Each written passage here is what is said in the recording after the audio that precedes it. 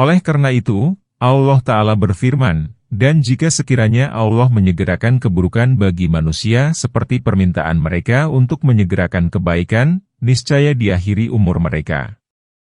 Yakni, niscaya aku membinasakan mereka. Namun, tidak selayaknya hal itu diteruskan. Dalam sebuah hadis yang diriwayatkan oleh Al-Bazzar dari Jabir, bahwa Rasulullah bersabda, "Janganlah kamu mendoakan buruk kepada anak-anakmu dan janganlah kamu mendoakan buruk kepada harta kekayaanmu. Janganlah sampai terjadi kecocokan saat yang bertepatan dengan pemenuhan doa, lalu Allah mengabulkan doamu." Penggalan ini seperti firman Allah Ta'ala, dan manusia berdoa untuk kejahatan sebagaimana dia berdoa untuk kebaikan, Surat Al-Isra, ayat 11. Dan, apabila manusia ditimpa kesusahan, dia berdoa pada kami dalam keadaan berbaring, atau duduk, atau berdiri. Setelah kami melenyapkan kesusahan dari dirinya, dia pun berlalu seolah-olah dia tidak pernah berdoa kepada kami untuk kesulitan yang pernah menimpanya. Demikianlah, orang-orang yang melampaui batas itu memandang indah apa yang senantiasa mereka kerjakan, ayat 12. Allah Ta'ala memberitahukan kegalauan manusia apabila ditimpa kesusahan. Ayat di atas seperti firman Allah Ta'ala, apabila dia ditimpa keburukan maka dia berdoa dengan banyak. Karena, apabila dia ditimpa kegalauan yang hebat dan kesusahan maka dia memperbanyak doa agar hal itu dilenyapkan dan dihilangkan dari seluruh dirinya. Apabila Allah menghilangkan kesulitannya, dia berpaling dan menjauhkan diri, lalu pergi seolah-olah hal itu tidak menimpa dirinya sedikitpun.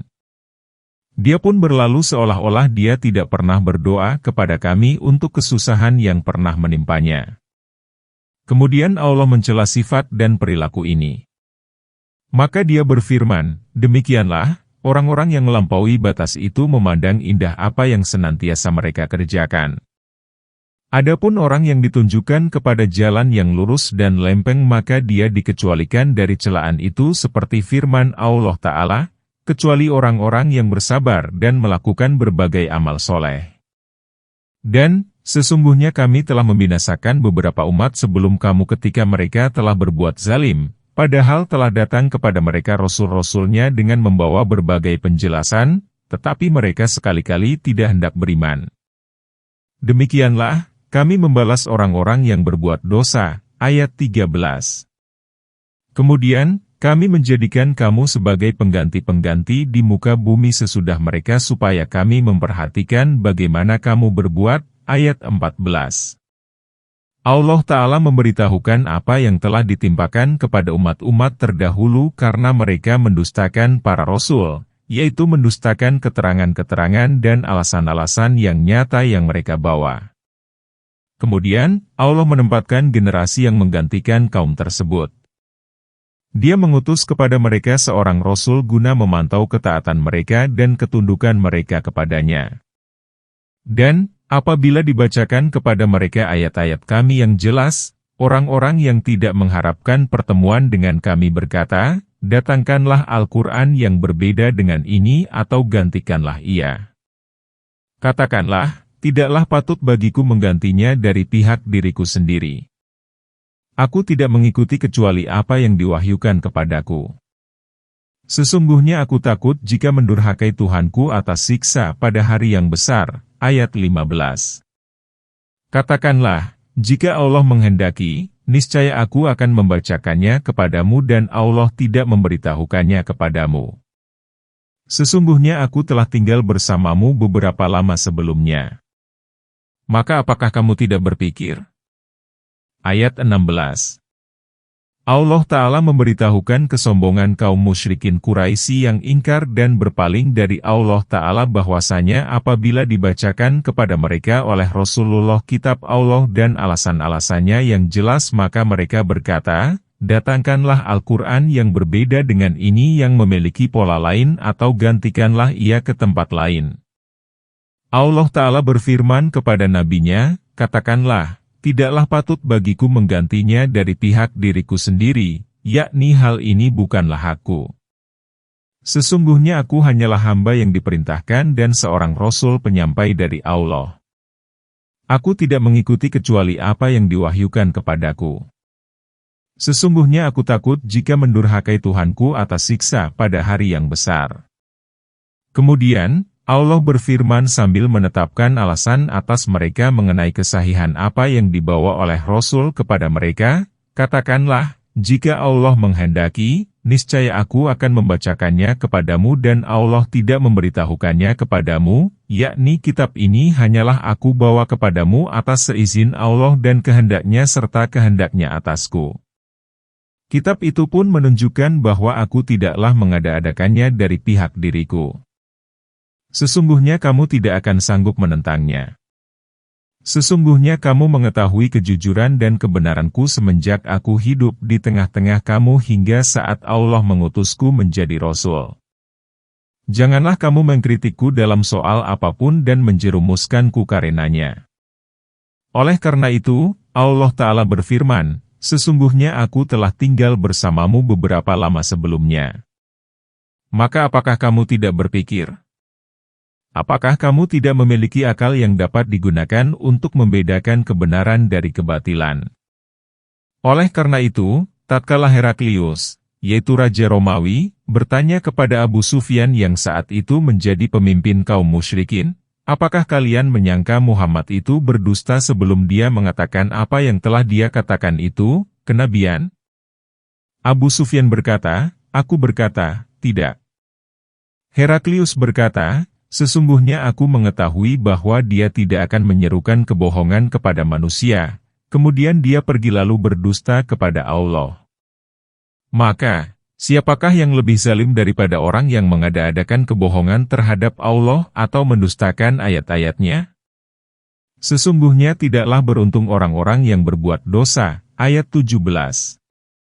Allah Ta'ala berfirman, tidak ada seorang pun yang lebih zalim daripada orang yang mengada-adakan kebohongan terhadap Allah, dan berdusta mengatasnamakan Allah serta menyangka bahwa Allah telah mengutusnya sebagai Rasul, padahal tidak demikian.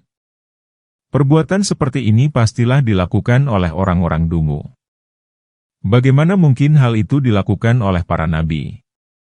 Karena, barang siapa yang mengucapkan perkataan ini, baik dia orang jujur maupun pendusta maka pasti Allah menetapkan dalil pada dirinya yang menunjukkan kepada kebaikan atau kepada kejahatannya, dalil yang lebih terang daripada matahari. Sesungguhnya perbedaan antara Muhammad dan Musailamah Al-Kadzab, bagi orang yang melihat keduanya, adalah lebih terang daripada perbedaan antara waktu duha dan pekatnya malam. Perbuatan dan perkataan keduanya dapat dijadikan petunjuk oleh orang yang memiliki mata hati yang menunjukkan kepada kebenaran Muhammad dan kebohongan Musailamah Al-Kadzab, dan Al-Aswad Al-Unsi dan Sajah. Abdullah bin Salam, ketika Rasulullah tiba di Madinah, berkata, orang-orang, kaum Yahudi, melarikan diri dan aku termasuk di dalamnya.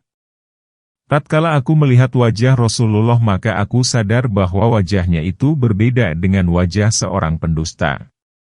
Perkataan yang pertama kali ku dengar darinya ialah, wahai manusia, sebarkanlah salam, berikanlah makanan, sambungkanlah tali silaturahmi, dan dirikanlah sholat pada malam hari ketika manusia tertidur, niscaya kamu masuk surga dengan selamat.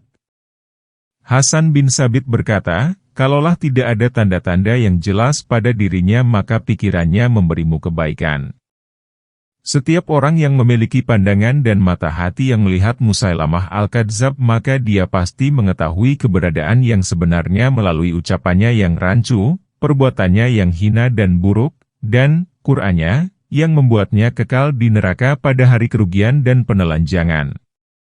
Betapa besar perbedaan antara firman Allah Ta'ala, Allah, tidak ada Tuhan melainkan Dia, yang maha mengurus, tidak mengenal mengantuk dan tidur, dengan perkataan Musailamah, semoga Allah memburukkan dan melaknatnya, wahai katak, anak perempuan dari 2 ekor katak. Mandilah sepuasnya, tidak mengenal air kotor dan tiada minuman yang kau tolak. Dan dengan ucapannya, gajah. Tahukah kamu, apakah gajah itu? Ia memiliki belalai panjang. Dan dengan perkataannya, demi wanita-wanita yang membuat adonan, demi wanita-wanita yang membuat roti, demi orang-orang yang menyuap kue dan samin.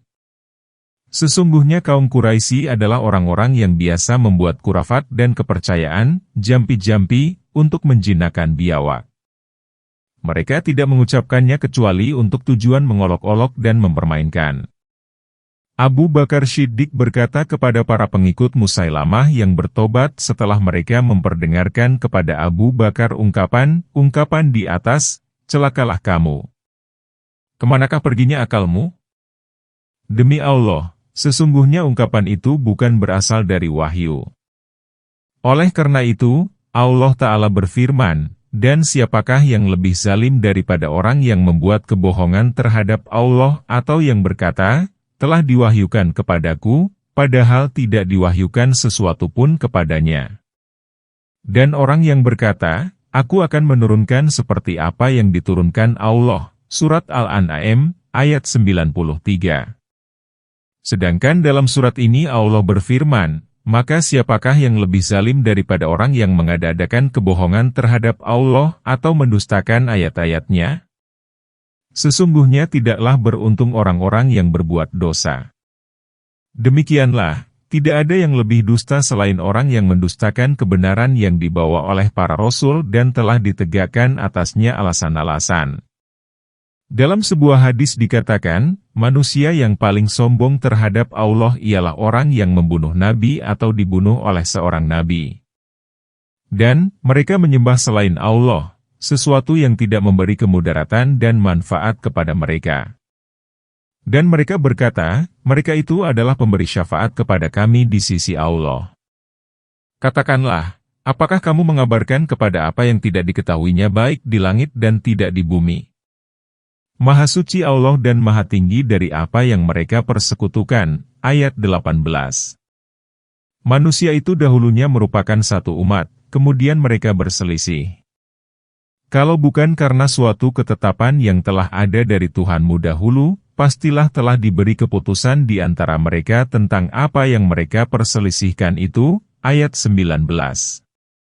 Allah Ta'ala mengingkari kaum musyrikin yang menyembah hal lain selain Dia dengan beranggapan bahwa sembahan-sembahan itu akan memberi syafaat di sisi Allah. Maka Allah memberitahukan bahwa sembahan itu tidak dapat memberi kesulitan dan manfaat sedikit pun dan tidak akan pernah terjadi sedikit pun apa yang mereka harapkan itu. Oleh karena itu, Allah Azza wa Jalla, Allah yang maha mulia dan maha besar, berfirman, katakanlah, apakah kamu mengabarkan kepada apa yang tidak diketahuinya baik di langit dan tidak di bumi? Yakni apakah kamu memberitahukan kepada Allah ihwal apa yang tidak diketahuinya di langit dan di bumi?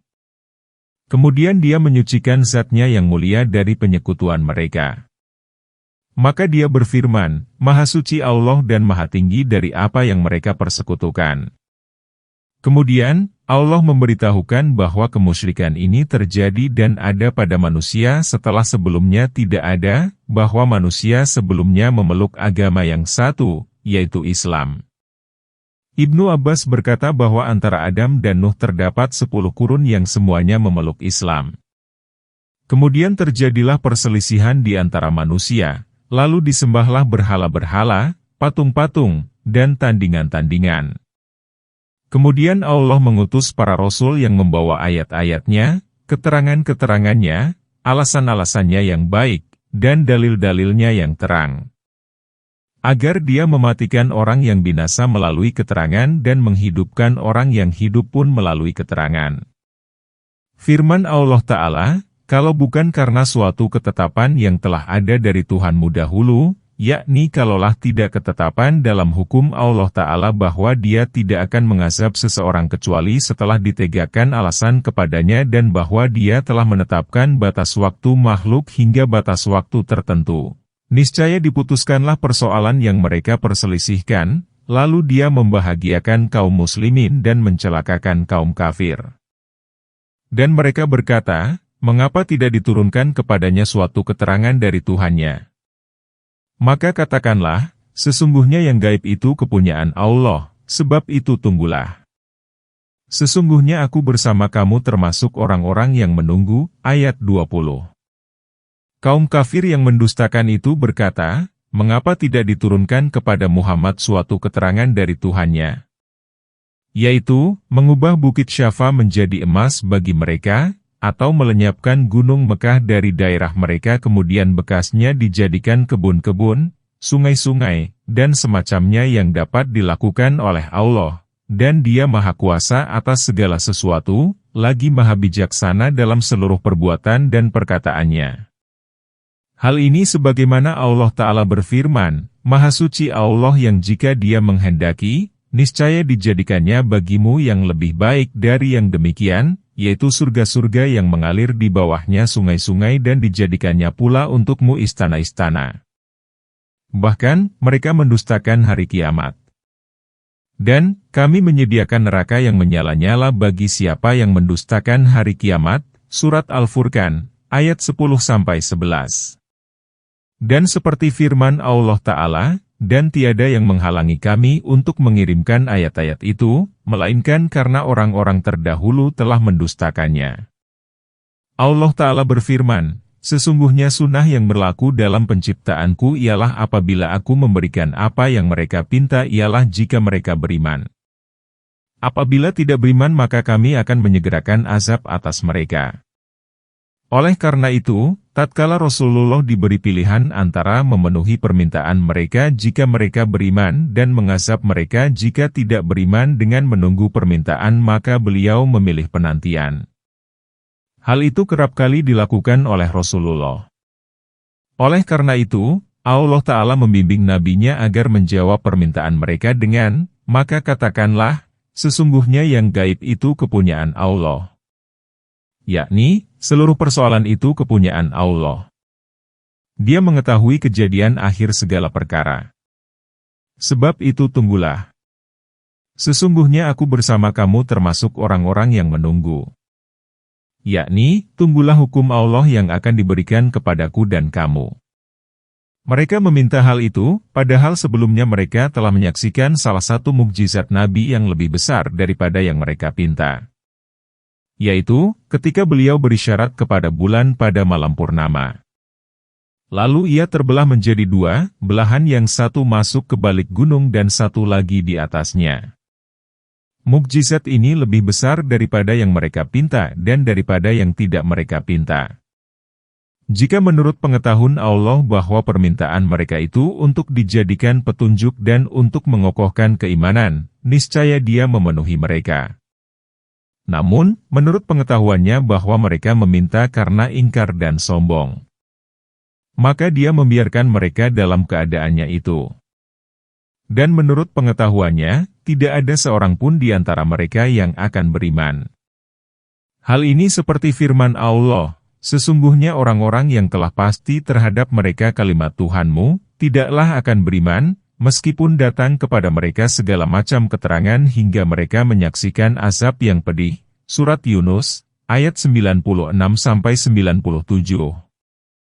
Jarang sekali orang seperti mereka dipenuhi permintaannya, karena tiada manfaatnya memenuhi mereka karena keingkaran dan kerusakannya. Oleh karena itu, Allah Ta'ala berfirman, sebab itu tunggulah olehmu, sesungguhnya aku bersama kamu termasuk orang-orang yang menunggu. Dan, apabila kami merasakan kepada manusia suatu rahmat sesudah bahaya menimpa mereka, tiba-tiba mereka mempunyai tipu daya terhadap tanda-tanda kekuasaan kami. Katakanlah, Allah lebih cepat pembalasannya. Sesungguhnya utusan-utusan kami menuliskan tipu dayamu, ayat 21. Dialah Tuhan yang menjadikan kamu dapat berjalan di daratan dan di lautan. Sehingga, apabila kamu berada di dalam bahtera dan berlayar membawa mereka dengan angin yang baik dan mereka bergembira karenanya, datanglah angin badai dan gelombang menimpa mereka dari segala penjuru lalu mereka menduga bahwa dirinya telah terkepung, maka mereka berdoa kepada Allah dengan mengikhlaskan ketaatan kepadanya semata-mata. Sesungguhnya jika engkau menyelamatkan kami dari bahaya ini, niscaya kami akan termasuk orang-orang yang bersyukur. Ayat 22. setelah Allah menyelamatkan mereka, tiba-tiba mereka membuat kezaliman di muka bumi tanpa hak. Hai manusia, sesungguhnya kezalimanmu akan menimpa dirimu sendiri. Itu hanyalah kenikmatan hidup duniawi, kemudian kepada Kamilah kembalimu, lalu kami kabarkan kepadamu apa yang telah kamu kerjakan. Ayat 23. Allah Ta'ala memberitahukan bahwa apabila Dia memberikan kepada manusia rahmat setelah mudarat seperti memberikan kemudahan setelah kesulitan, tiba-tiba mereka mempunyai tipu daya terhadap tanda-tanda kekuasaan kami, yakni mengolok-olok dan mendustakan ayat kami. Penggalan ini seperti firman Allah Ta'ala, dan apabila kesulitan menimpa manusia maka dia berdoa kepada kami sambil berbaring, atau duduk, atau berdiri. Firman Allah Ta'ala, katakanlah, Allah lebih cepat pembalasannya. Yakni, lebih hebat sebagai istidroj, artinya jebakan kenikmatan yang diberikan kepada seseorang yang jarang beribadah dan sering melakukan maksiat tetapi hidupnya terus dilimpahi kenikmatan dan penangguhannya sehingga seseorang yang berdosa menduga bahwa dirinya tidak akan diazab, padahal sebenarnya dia berada dalam masa penangguhan. Kemudian dia ditimpa azab secara tiba-tiba. Sementara itu, para malaikat penulis pun menuliskan seluruh perbuatannya, memperhitungkannya, kemudian melaporkannya kepada Yang Maha Mengetahui segala yang gaib dan yang nyata. Lalu dia membalas baik perbuatan yang besar maupun sepele.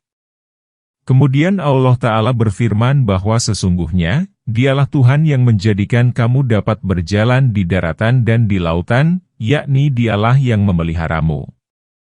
Sehingga, apabila kamu berada di dalam bahtera dan berlayar membawa mereka dengan angin yang baik dan mereka bergembira karenanya, karena berlayar dengan cepat dan halus, tiba-tiba, datanglah angin badai dan gelombang menimpa mereka dari segala penjuru, yakni gelombang menerpa mereka dengan dahsyat. Lalu mereka menduga bahwa dirinya telah terkepung maka mereka berdoa kepada Allah dengan mengikhlaskan ketaatan kepadanya semata-mata. Yakni, mereka tidak menyeru kepada berhala dan patung, tetapi memfokuskan seruan dan permohonannya kepada Allah. Penggalan ini seperti firman Allah, dan apabila kamu ditimpa bahaya di lautan, niscaya hilanglah siapa yang kamu seru kecuali Dia. Maka tatkala kamu ke daratan, kamu berpaling. Dan manusia itu adalah selalu tidak berterima kasih. Surat Al-Isra, ayat 67. Sedangkan di dalam surat ini Allah berfirman, maka mereka berdoa kepada Allah dengan mengikhlaskan ketaatan kepadanya. Sesungguhnya jika engkau menyelamatkan kami dari bahaya ini, niscaya kami akan termasuk orang-orang yang bersyukur. Yakni, kami akan menghususkan penghambaan kami di daratan kelak sebagaimana kami menghususkan permohonan di dalam bahtera ini. Allah Ta'ala berfirman, setelah Allah menyelamatkan mereka dari bencana tersebut, tiba-tiba mereka membuat kezaliman di muka bumi tanpa hak. Penggalan ini seperti firman Allah Ta'ala, seolah-olah Dia belum pernah berdoa kepada kami atas kesulitan yang menimpanya. Firman Allah Ta'ala, hai manusia, sesungguhnya kezalimanmu akan menimpa dirimu sendiri. Maka kesulitan-kezaliman itu tidak menimpa seorang pun selain kamu. Firman Allah Ta'ala, itu hanyalah kenikmatan hidup duniawi, yakni yang kamu peroleh hanyalah kenikmatan kehidupan dunia yang hina dan rendah itu. Kemudian kepada Kamilah kembalimu, lalu kami kabarkan kepadamu apa yang telah kamu kerjakan. Yakni, kami akan memberitahukan kepadamu seluruh amalmu dan kami akan memenuhinya. Barang siapa yang menemukan kebaikan maka memujilah kepada Allah dan barang siapa yang tidak menemukan demikian maka janganlah mencela kecuali kepada dirinya sendiri. Sesungguhnya perumpamaan kehidupan duniawi itu adalah seperti air yang kami turunkan dari langit. Lalu tumbuhlah dengan suburnya, karena air itu untuk tanam-tanaman bumi, di antaranya ada yang dimakan oleh manusia dan ternak. Hingga apabila bumi itu telah sempurna keindahannya, memakai perhiasannya, dan pemilik-pemiliknya mengira bahwa mereka pasti menguasainya, tiba-tiba datanglah kepadanya azab kami di waktu malam atau siang. Lalu kami menjadikannya seolah-olah telah dipanen dan seakan-akan belum pernah tumbuh kemarin. Demikianlah kami menjelaskan ayat-ayat itu kepada kaum yang berpikir.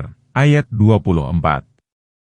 Allah menyeru ke Darussalam dan menunjukkan orang yang Dia kehendaki kepada jalan yang lurus. Ayat 25. Allah memberikan kembang sebagai perumpamaan kehidupan duniawi dan kecepatan sirnanya seperti tanam-tanaman yang dikeluarkan oleh Allah dari bumi dengan air yang diturunkan dari langit. Di antara tanam-tanaman itu ada yang dimakan oleh manusia seperti palawija dan buah-buahan yang beraneka ragam, dan ada pula yang suka dimakan ternak seperti rerumputan dan dedaunan. Hingga apabila bumi itu telah sempurna keindahannya, yang fana, memakai perhiasannya, berupa kembang yang beraneka warna lagi bagus, dan pemiliknya, yaitu orang-orang yang menanamnya, mengira bahwa mereka pasti menguasainya, yakni dapat memanennya, tiba-tiba mereka dikejutkan oleh petir atau angin topan sehingga daun-daunnya menjadi kering dan buahnya rusak. Oleh karena itu, Allah Ta'ala berfirman, datanglah kepadanya azab kami di waktu malam atau siang. Lalu kami menjadikannya seolah-olah telah dipanen, yakni menjadi kering setelah sebelumnya segar, dan seakan-akan belum pernah tumbuh kemarin. Qatadah menafsirkan, seolah-olah belum pernah menyenangkan dan belum pernah ada. Penggalan ini seperti firman Allah Ta'ala, maka mereka mati bergelimpangan di rumahnya seolah-olah mereka belum pernah tinggal di sana. Kemudian Allah Ta'ala berfirman, demikianlah kami menjelaskan ayat-ayat itu, yakni kami menerangkan alasan-alasan dan dalil-dalil itu, kepada kaum yang berpikir, lalu mereka mengambil pelajaran dari perumpamaan itu. Pelajaran tersebut berupa lenyapnya kehidupan dunia dari pemiliknya dengan cepat, ketertipuan mereka olehnya, kepercayaan mereka oleh janji-janji duniawi, dan keterlepasannya dari mereka, karena karakter dunia itu ialah kabur dari orang yang mencarinya, dunia mencari orang yang lari daripadanya. Firman Allah Ta'ala, Allah menyeru ke Darussalam. Setelah Allah Ta'ala menceritakan kecepatan hilangnya dunia, kemudian Dia memotivasi manusia dengan surga, mengajak kepadanya, dan mengistilahkannya dengan Darussalam, yakni negeri yang terbebas dari berbagai bencana, kekurangan, dan petaka. Maka Dia berfirman, Allah menyeru ke Darussalam dan menunjukkan orang yang Dia kehendaki kepada jalan yang lurus. Dalam hadis Al-Aidz yang diriwayatkan dengan sanadnya dari Jabir bin Abdillah, dia berkata, pada suatu hari Rasulullah datang kepada kami. Beliau bersabda, aku bermimpi seolah-olah malaikat Jibril di dekat kepalaku dan Mikail di dekat kakiku. Yang satu berkata kepada yang lain, buatlah perumpamaan untuknya. Malaikat yang satu lagi berkata, dengarlah dengan pendengaran telingamu dan pahamilah dengan pemahaman hatimu. Sesungguhnya perumpamaan kamu dan umatmu adalah seperti seorang raja yang membangun wilayah. Kemudian dia mendirikan rumah di sana lalu menyelenggarakan perjamuan. Kemudian dia mengirim seorang utusan untuk mengundang halayak ke perjamuannya. Maka, di antara mereka ada yang memenuhi seruan itu, dan ada yang tidak. Raja itu adalah Allah. Wilayah itu adalah Islam. Rumah itu adalah surga. Dan utusan itu adalah kamu, hai Muhammad. Barang siapa yang memenuhi seruanmu maka dia masuk Islam. Barang siapa yang masuk Islam maka dia masuk surga. Dan barang siapa yang masuk surga maka dia akan memakan hidangannya, hadis Ibnu Jarir. Bagi orang-orang yang berbuat baik ada pahala yang terbaik dan tambahannya. Dan muka mereka tidak ditutupi debu hitam dan kehinaan. Mereka itulah penghuni surga. Mereka kekal di dalamnya, ayat 26. Allah Ta'ala memberitahukan bahwa bagi orang yang membaguskan amal ketika di dunia dengan berlandaskan keimanan dan amal soleh adalah kebaikan di negeri akhirat. Penggalan pertama ini seperti firman Allah, tidaklah balasan bagi kebaikan itu melainkan kebaikan pula. Firman Allah Ta'ala, dan tambahan, ditafsirkan sebagai melihat wajah Allah Ta'ala.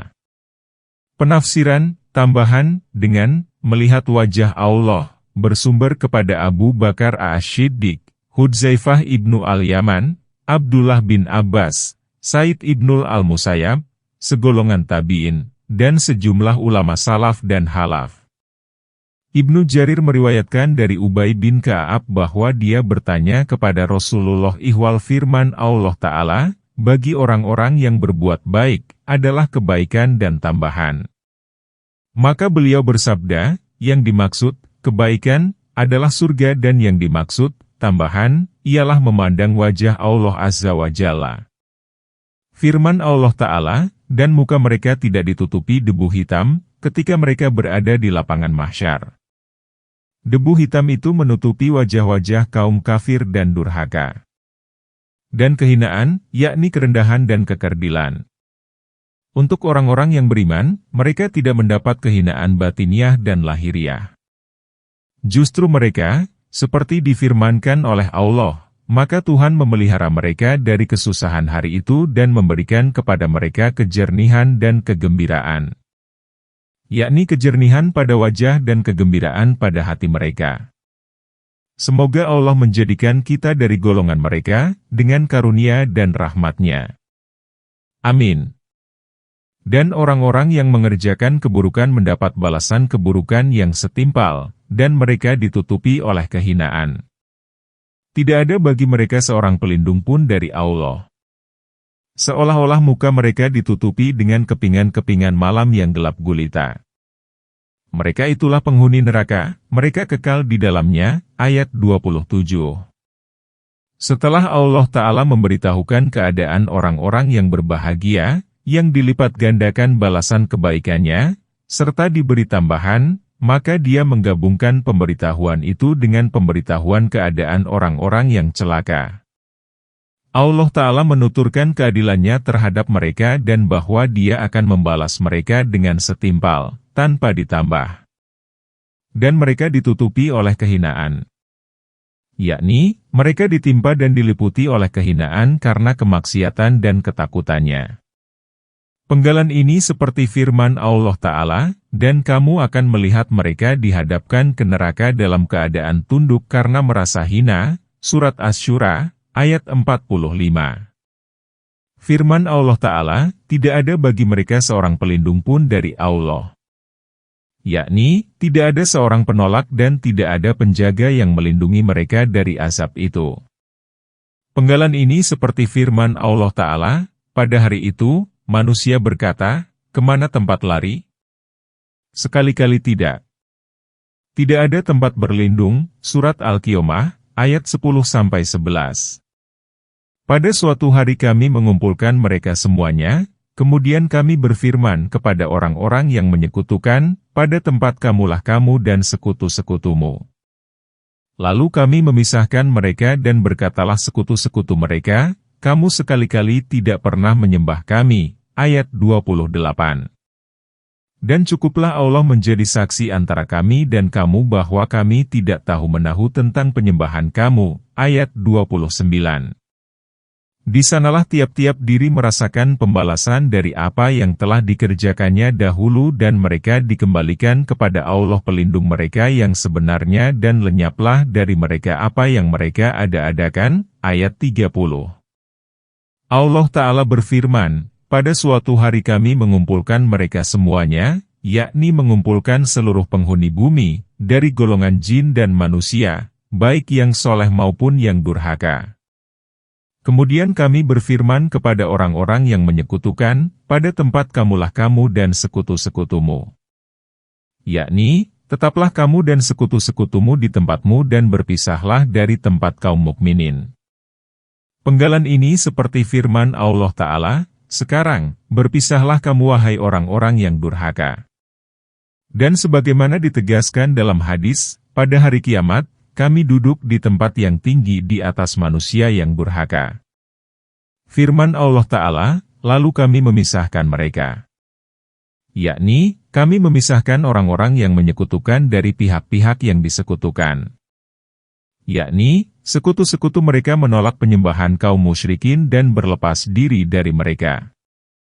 Penggalan ini seperti firman Allah Ta'ala, mereka akan mengingkari penghambaan kaum musyrikin. Ayat ini memberitahukan ucapan para sekutu kepada para penyembahnya. Sekutu-sekutu mereka berkata, "Kamu sekali-kali tidak pernah menyembah kami, yakni kami tidak merasa disembah oleh kamu. Dan cukuplah Allah menjadi saksi antara kami dan kamu. Sesungguhnya kami tidak mengetahui penyembahan itu, kamulah yang dahulu menyembah kami sedang kami sendiri tidak mengetahui kamu. Allah akan menjadi saksi bahwa kami tidak mengajakmu supaya menyembah kami dan kami tidak menyuruhmu melakukan hal itu dan kami pun tidak rela kamu berbuat demikian." Ayat ini merupakan pembungkam utama terhadap kaum musyrikin pada saat mereka sangat membutuhkan dukungan para sekutunya. Bagaimana tidak demikian, padahal mereka telah meninggalkan penyembahan kepada Zat yang Maha Hidup, Maha Mengurus, Maha Melihat, lagi Maha Kuasa atas segala sesuatu. Sesungguhnya Dia telah menegakkan alasan atas hamba-hambanya, telah mengutus para rasul, dan telah menurunkan kitab yang menyuruh dan melarang. Penggalan di atas seperti firman Allah Ta'ala, dan sesungguhnya kami telah mengutus rasul pada tiap-tiap umat. Sembahlah Allah dan jauhilah togut itu.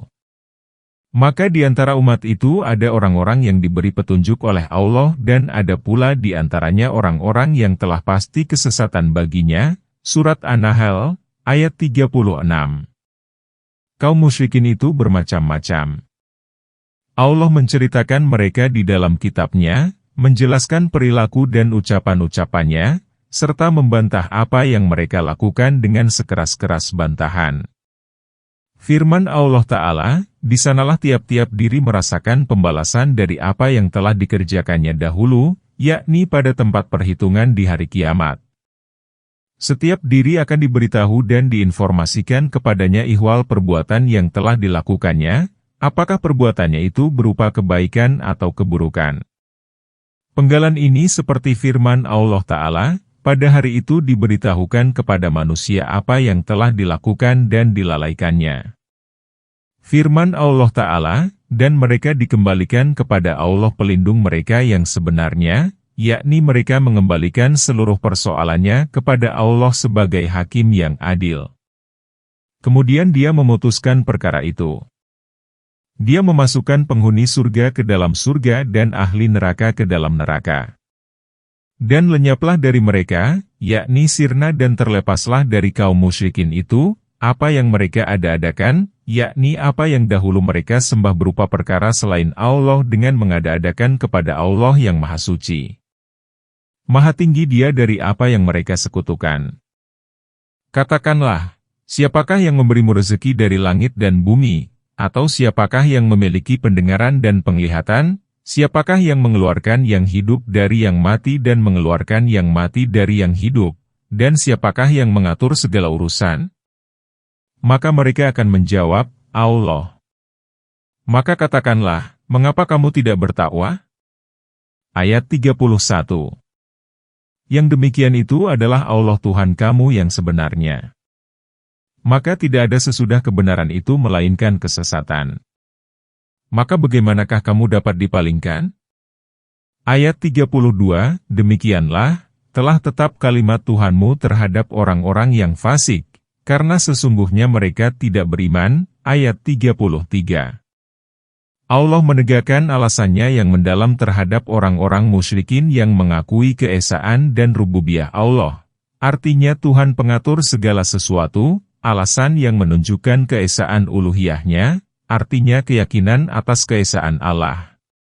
Maka Allah Ta'ala berfirman, katakanlah, siapakah yang memberimu rezeki dari langit dan bumi, yakni siapakah yang menurunkan air hujan dari langit dengan kekuasaan dan kehendaknya, lalu keluarlah biji-bijian, palawija, dan buah-buahan. Penggalan ini seperti firman Allah Ta'ala, atau siapakah Dia ini yang memberi kamu rezeki jika Allah menahan rezekinya. Surat Al-Muluk, ayat 21. Firman Allah Ta'ala, atau siapakah yang memiliki pendengaran dan penglihatan, yakni siapakah yang memberimu pendengaran dan penglihatan? Jika Dia berkehendak, niscaya Dia melenyapkan dan merampasnya darimu. Penggalan ini seperti firman Allah Ta'ala, katakanlah, Dialah yang menciptakan kamu dan menjadikan bagimu pendengaran, penglihatan, dan hati. Surat Al-Mulk, ayat 23. Dan firman Allah Ta'ala, siapakah yang mengeluarkan yang hidup dari yang mati dan mengeluarkan yang mati dari yang hidup? Yakni, yang mengeluarkan buah dari biji dan mengeluarkan biji dari buah, mengeluarkan orang mukmin dari orang kafir dan mengeluarkan orang kafir dari orang mukmin, mengeluarkan telur dari ayam dan mengeluarkan ayam dari telur, dan segala perkara yang senada dengan itu. Dan siapakah yang mengatur segala urusan, yakni zat yang di tangannya lah kekuasaan atas segala perkara. Dia yang melindungi dan bukan yang dilindungi, dialah pengelola yang maha bijaksana yang tiada pihak mampu menolak ketetapannya, dia tidak ditanya tentang apa yang dia lakukan sedang mereka ditanya. Maka mereka akan menjawab, Allah. Yakni, mereka mengakui bahwa Allah Ta'ala yang memberikan rezeki dan yang menciptakan serta yang mengatur. Mereka mengetahui hal itu. Maka katakanlah, mengapa kamu tidak bertakwa, yakni mengapa kamu tidak takut terhadapnya ketika kamu menyembah bersamanya pihak-pihak selainnya berdasar penalaranmu dan karena kebodohanmu. Firman Allah Ta'ala, yang demikian itu adalah Allah Tuhan kamu yang sebenarnya. Yakni, yang kamu akui bahwa Dia yang melakukan semua itu adalah Tuhanmu dan ilahmu yang wajib kamu beribadah kepadanya dengan mengesahkannya. Maka tidak ada sesudah kebenaran itu melainkan kesesatan. Yakni, setiap perkara yang disembah selain Dia, adalah batil.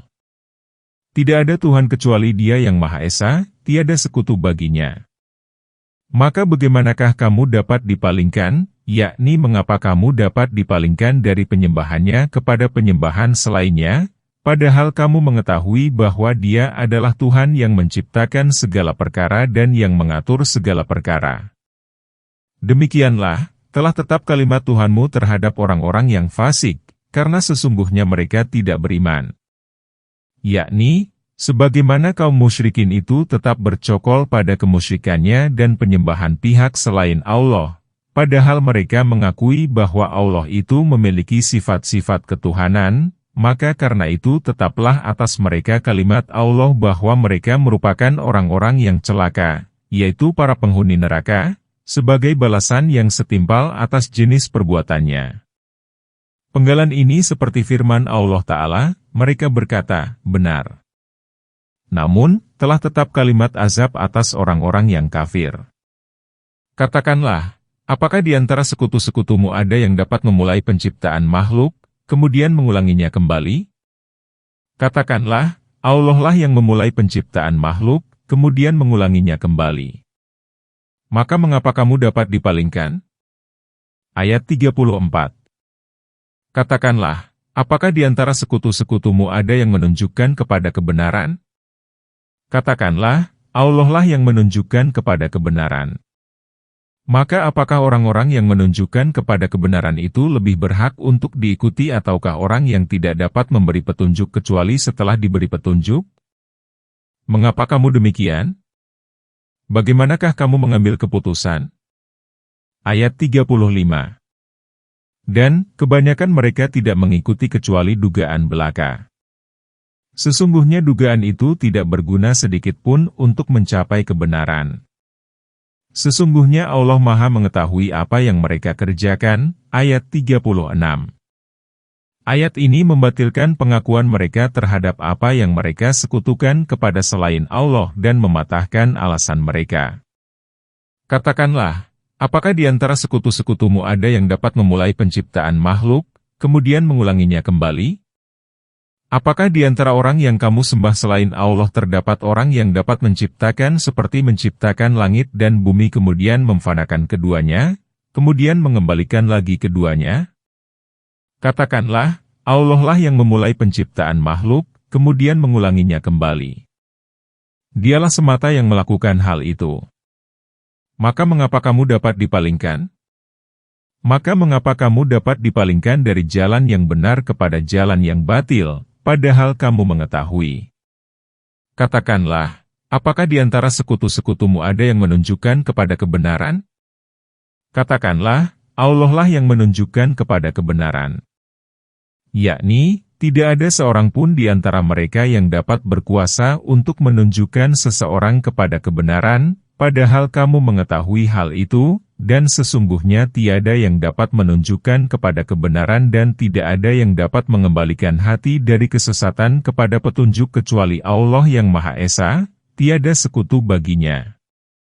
Maka apakah orang-orang yang menunjukkan kepada kebenaran itu lebih berhak untuk diikuti ataukah orang yang tidak dapat memberi petunjuk kecuali setelah diberi petunjuk?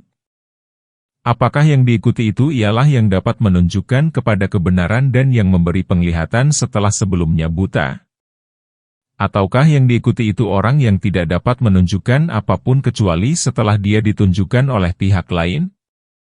Penggalan di atas senada dengan firman Allah yang menceritakan Ibrahim, "Wahai ayahku, mengapa engkau menyembah sesuatu yang tidak dapat mendengar, melihat, dan tidak memberi manfaat sedikit pun kepadamu?"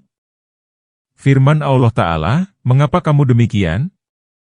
Bagaimanakah kamu mengambil keputusan, yakni mengapa kamu mempersamakan Allah dengan makhluknya, berpindah dari yang itu ke yang ini, dan menyembah yang itu dari yang ini? Mengapa kamu tidak menghususkan penghambaan hanya kepada Tuhan yang Maha Besar keagungannya dan mengikhlaskan permohonan dan inabah, artinya pengembalian, kepadanya?" Kemudian, Allah menjelaskan bahwa pengamalan agama mereka hanyalah berdasarkan dugaan, hayalan, dan ilusi. Semua perbuatan ini tidak bermanfaat sedikit pun dalam meraih kebenaran. Sesungguhnya Allah Maha mengetahui apa yang mereka kerjakan, ini merupakan ancaman bagi mereka dan menakut-nakuti, memaksa, menggertak atau mengancam yang keras karena Allah Ta'ala memberitahukan bahwa Dia akan membalas perbuatan mereka itu dengan balasan yang sempurna. Tidaklah mungkin Al-Quran ini diada-adakan oleh selain Allah. Namun, Ia membenarkan apa yang ada sebelumnya dan menjelaskan kitab. Tidak ada keraguan di dalamnya, dari Tuhan semesta alam, ayat 37. Atau patukah mereka mengatakan, Dia telah mengada-adakannya? Katakanlah, maka datangkanlah sebuah surat yang serupa dengannya dan panggillah siapa saja yang dapat kamu panggil selain Allah jika kamu orang-orang yang benar, ayat 38. Sebenarnya, mereka mendustakan apa yang belum mereka cakup akan pengetahuannya padahal belum datang kepada mereka takwilnya. Demikianlah orang-orang yang sebelum mereka telah mendustakan. Maka perhatikanlah bagaimana akibat orang-orang yang zalim itu, ayat 39.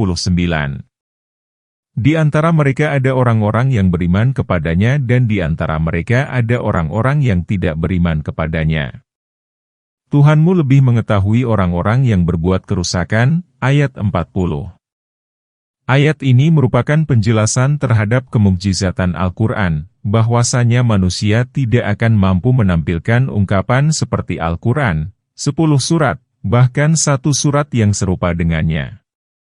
Karena keresmian ragam bahasa, elokuensi, kepadatan, kemerduan, dan cakupannya terhadap makna yang mulia lagi kaya serta bermanfaat di dunia dan akhirat tidak mungkin dijumpai kecuali dari sisi Allah yang tidak tercampuri oleh apapun, dalam zat sifat, perbuatan, dan firman-Nya.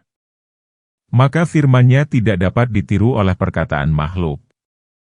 Oleh karena itu, Allah Ta'ala berfirman, tidaklah mungkin Al-Quran ini diada-adakan oleh selain Allah.